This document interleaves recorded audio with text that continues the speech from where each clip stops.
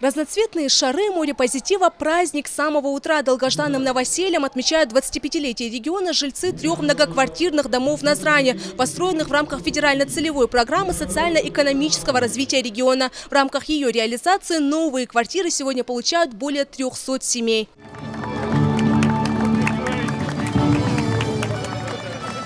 Символический ключ от наших почетных гостей получают жильцы новых домов.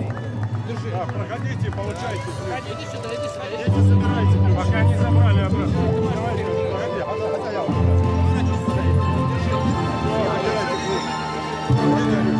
Друзья, давайте поаплодируем. Вот они, наши маленькие жильцы, будущее Ингушетии, будущее Великой России. По такому случаю поздравить новоселов прибыли почетные гости. Глава Ингушетии в свою очередь призвал новоселов следить за порядком как в самом многоквартирном доме, так и на прилегающей его территории. Первые ключи от новых квартир почетные гости лично вручают 10 многодетным семьям, которым тут же сделали особенные подарки. Самый торжественный момент вручения главного ключа от нового микрорайона тоже решили не оттягивать. В церемонии приняли участие и самые маленькие новоселы. В 9-этажных домах квартиры от 1 до 4 комнат. Для удобства перемещения по высотке предусмотрен лифт, а на улице благоустроены детские площадки для самых маленьких жильцов и небольшие скверы, где в будущем по тенью посаженных деревьев будут отдыхать полноправные жильцы новых 9-этажек. Напомню, что в декабре 2016 года уже был возведен еще один дом по той же программе. Тогда новоселье отметили 90 семей вынужденных переселенцев из Чеченской Республики, решивших остаться на постоянное место жительства в Ингушетии.